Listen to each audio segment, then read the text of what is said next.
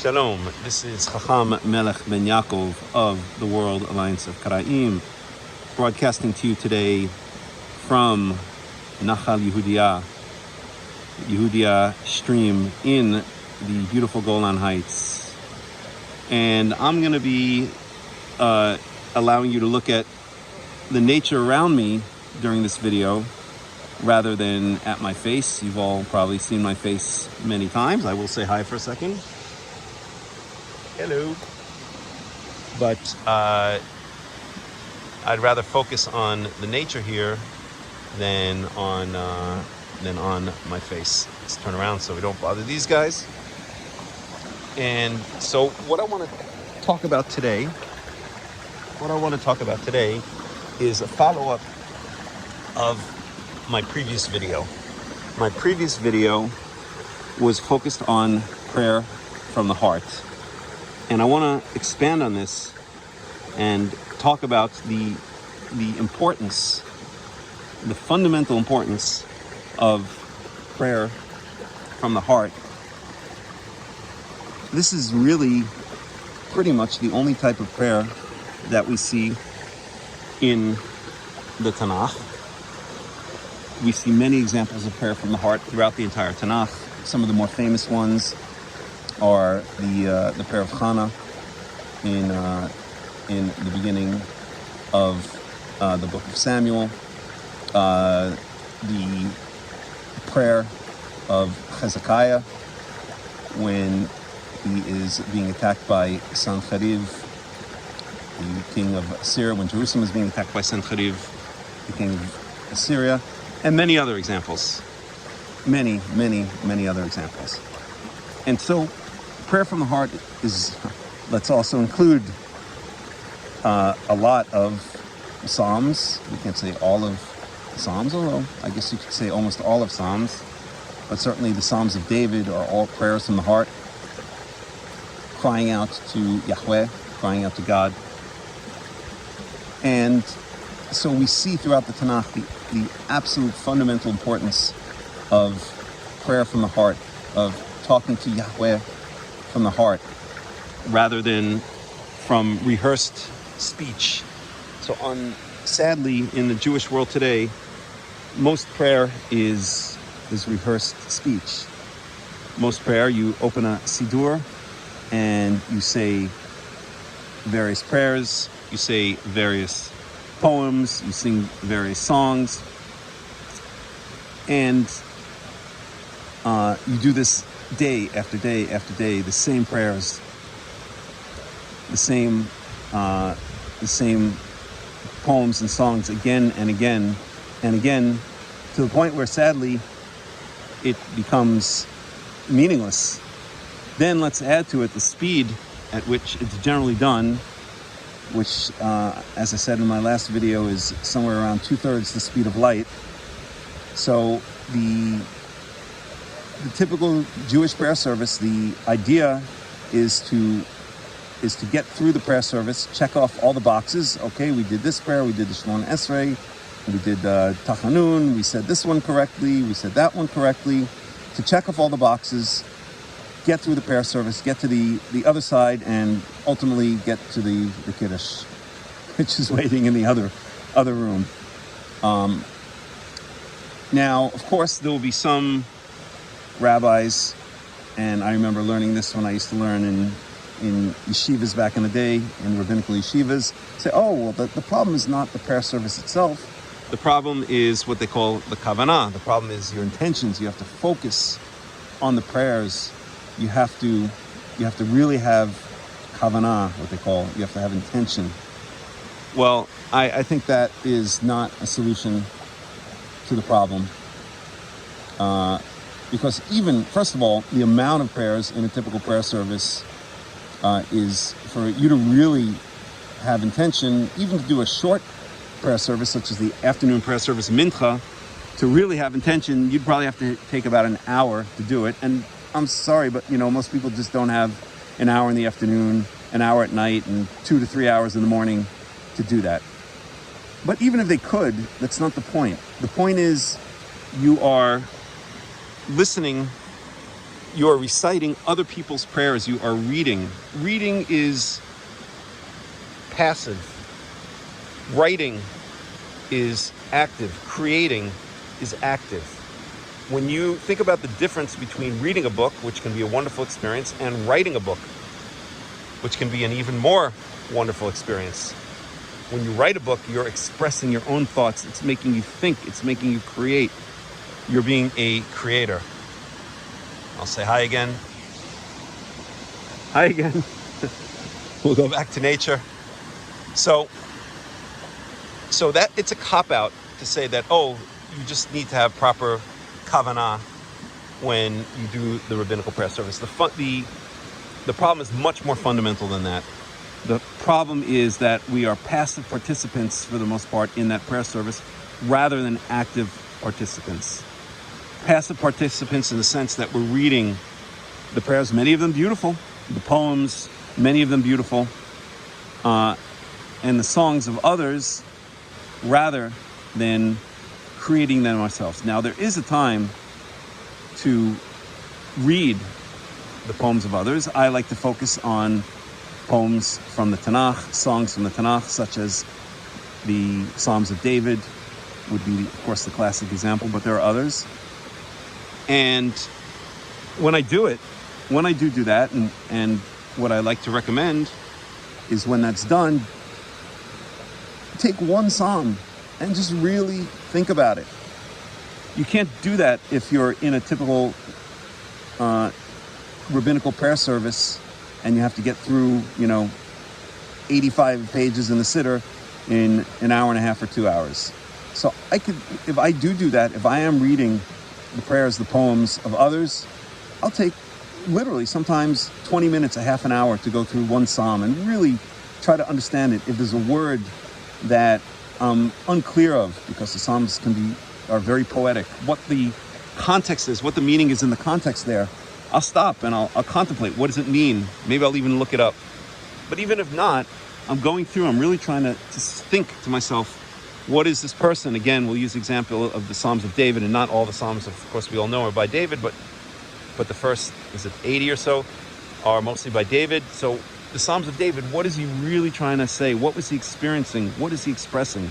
Because he is a spiritual leader. We can learn from him and many of the other spiritual leaders in the Tanakh. So that's number one. If we are reciting, I won't even say reading, if we're going through, if we're understanding, contemplating the prayers of others, then the way to do it is slow. We don't need to get through that prayer service. We can take 10 minutes, 20 minutes, half an hour to go through one psalm and really understand it. But aside from that, prayer should really be mostly not the passive reading of other people's prayers, but the creation from the heart, spontaneous creation from the heart of prayer. Yahweh, this is what I'm feeling today. I need to cry out to you.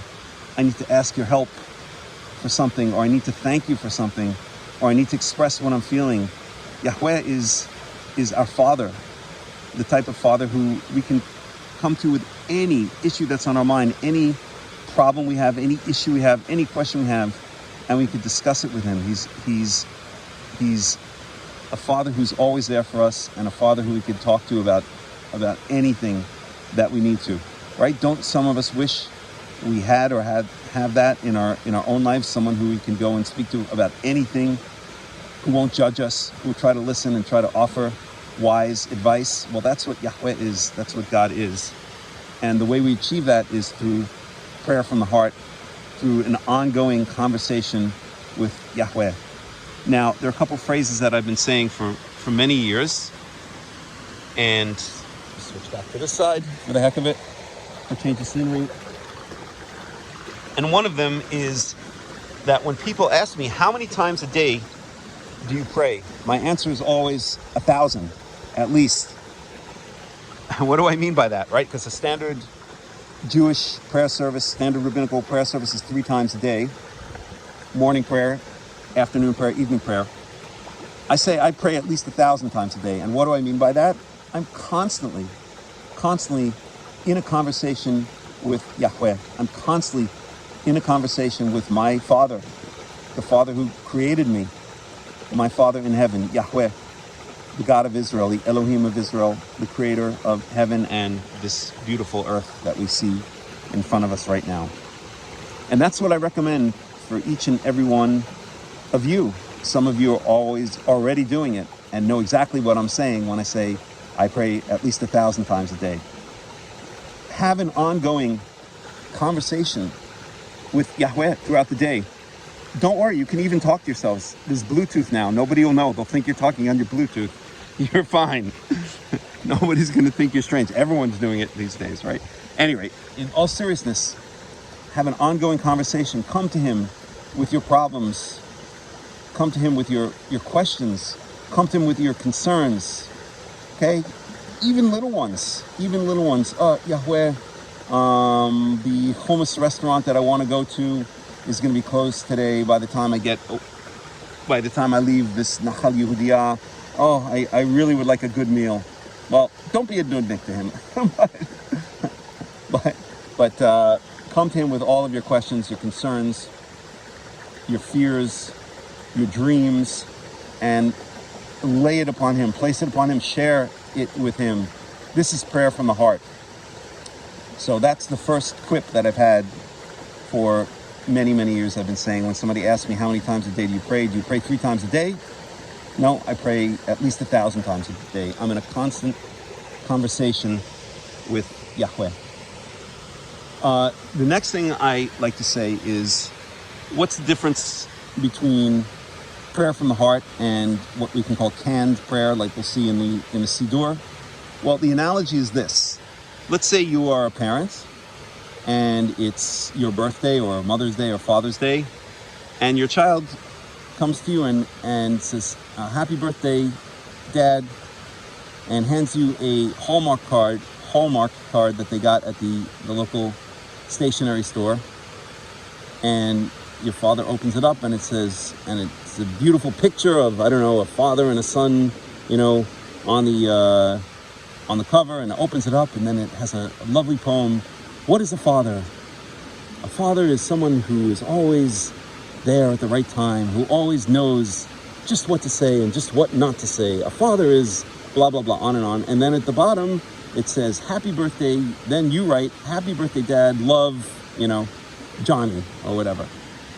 So that's one type of birthday card that we can give to our father, to our mother, to those that we love. And then there's another type, which is the same child. Let's say he's, I don't know, we'll make him 6 years old, and he takes a piece of paper and he draws a house and a tree and a picture of his daddy that's a stick figure, and the colors are all off, and a picture of his mommy next to it, and like a kindergarten kid just drawing, and at the bottom, written incorrect spelling, it says, I love you, Daddy, happy birthday, right?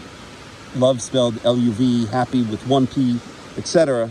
And then he hands that to his father or to his mother. What, if you are a parent, which one would you rather receive from your child? Would you rather receive the Hallmark card with the beautiful poem, the well thought out poem, and a little scribble of happy birthday, Dad, love Johnny at the bottom? Or would you rather receive the second one? Well, I think the analogy is clear. The first one represents the beautiful yet canned prayers, poems, songs of the Siddur, of the typical or prayer by recitation, whereas the second one represents prayer from the heart. And the point is, I hope clear, and if it's not, I'll make it clear. Prayer from the heart does not have to be a beautiful prayer. It doesn't have to be eloquent as the Psalms of David.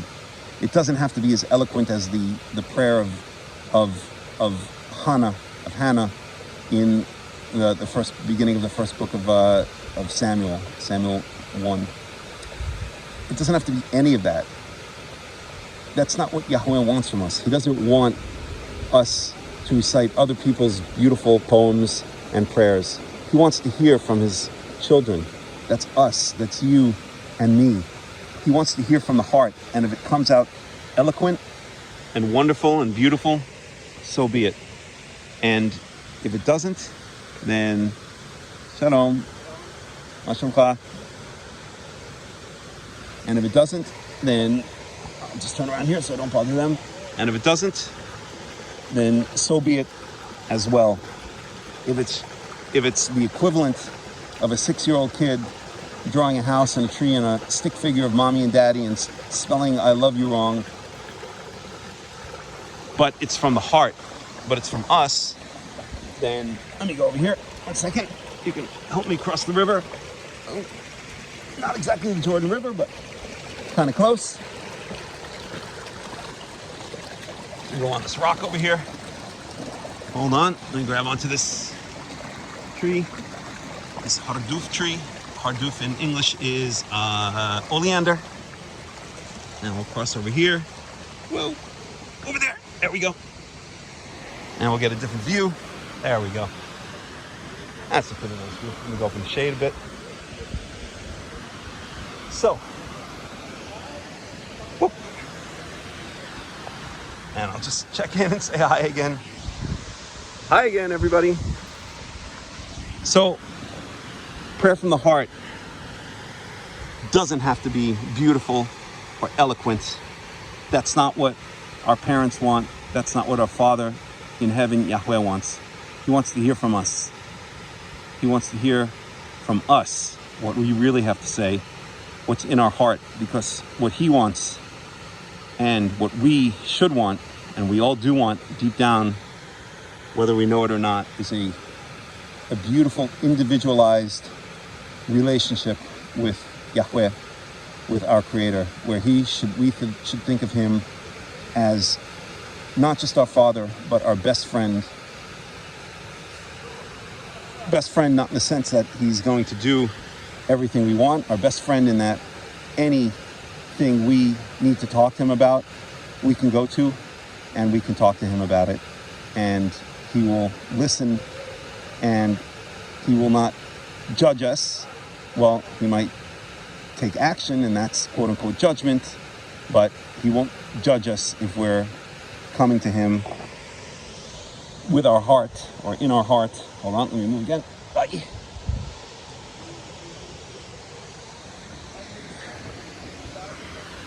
In our heart,